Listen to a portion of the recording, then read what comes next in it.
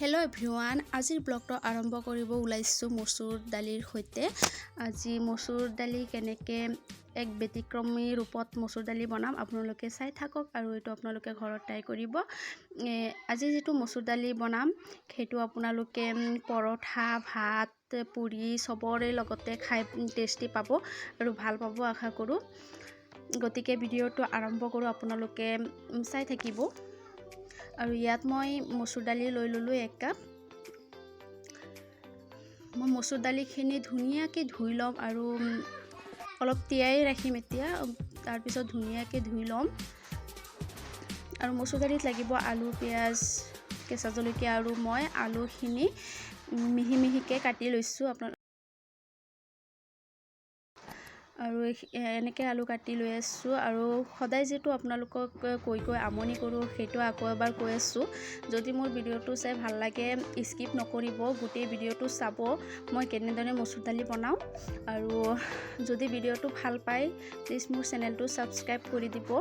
আৰু এতিয়া মই এটা পাত্ৰ বহাই দিলোঁ আৰু পাত্ৰত সৰিয়হৰ তেল দি দিলোঁ। আগতে মই আলুকেইটা ফ্ৰাই কৰি ল'ম।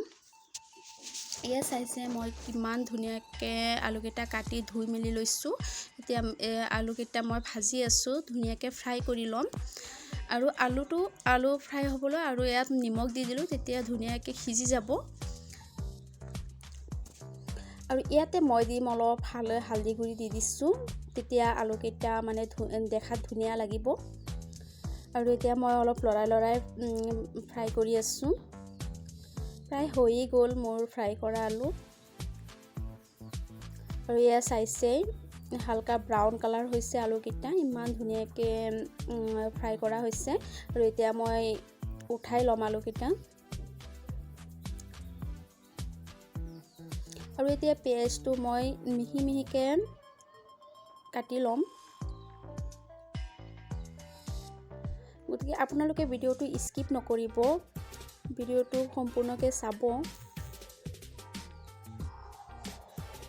আৰু যিটো কেৰাহীত আলু ভাজিছিলোঁ, আলু ফ্ৰাই কৰিছিলোঁ, সেইটো কেৰাহীতে আৰু অকণমান তেল দি দিলোঁ।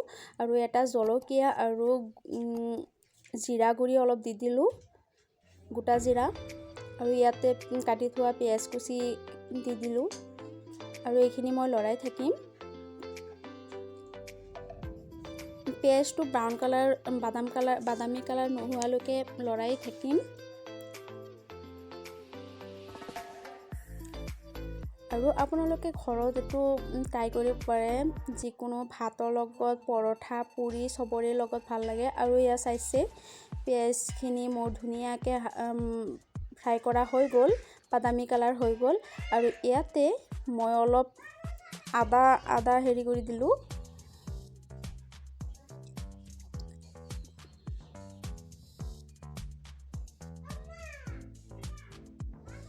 আৰু এতিয়া মই মচুৰ দালিখিনি ধুই থৈছিলোঁ যে, সেইখিনি এতিয়া ধুনীয়াকৈ দি দিম। আৰু এইখিনি মই এতিয়া লৰাই থাকিম।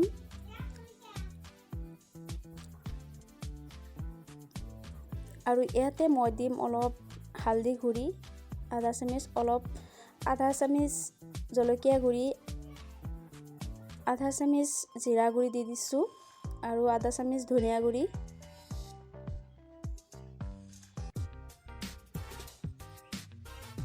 আৰু এতিয়া মই লৰাই থাকিম গোটেইখিনি। আৰু এতিয়া ইয়াৰ ৰঙা জলকীয়াটো এতিয়া মই উঠাই ল'ম। আৰু এইখিনি আকৌ এবাৰ লৰাই থাকিলোঁ।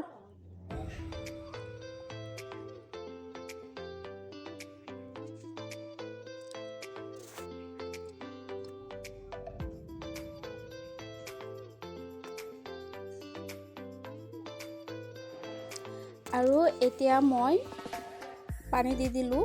যদি আপোনালোকে 1 কাপ দালি লয় আৰু 3 কাপ পানী দিব। এইটো হ'ল এটা টিপছ, দালি ধুনীয়াকৈ সিজি যাব।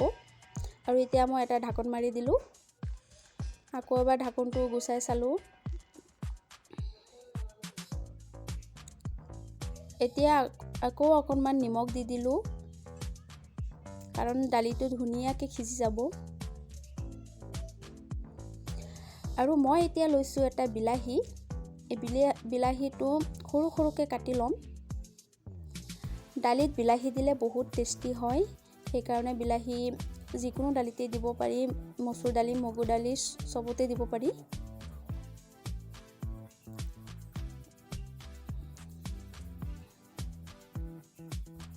আৰু এতিয়া আকৌ অকণমান আদা লৈ ল'লোঁ আৰু এই আদাখিনি মই ধুনীয়াকৈ মিহি মিহি কৰি কাটি ল'ম।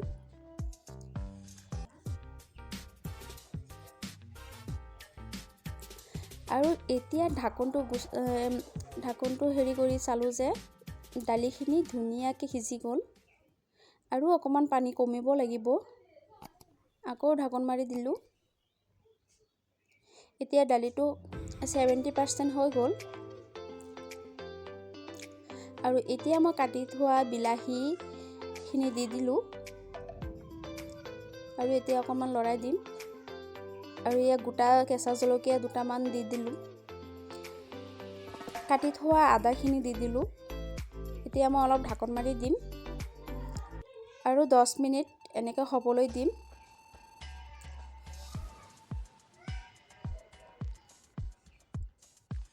দহ মিনিট পিছত মই কাটি থোৱা ধনিয়া পাত দি দিলোঁ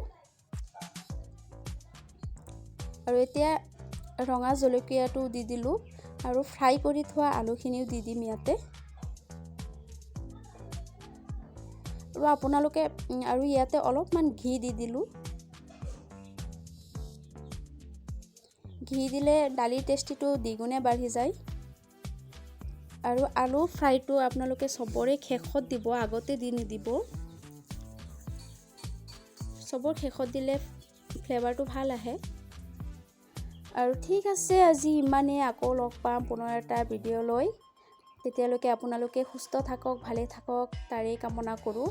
যদি মোৰ ভিডিঅ'টো চাই ভাল পালে please like, comment and subscribe কৰিব। কাষত থকা বেল আইকনটো প্ৰেছ কৰি অল কৰি দিব, যাতে আহিবলগীয়া নতুন নতুন ভিডিঅ' আপোনালোকে আগতীয়াকৈ পায়। আৰু ভিডিঅ'টো সম্পূৰ্ণকৈ চোৱাৰ বাবে সকলোকে ধন্যবাদ থাকিল। আজিলৈ আহিছোঁ তেন্তে, বাই বাই।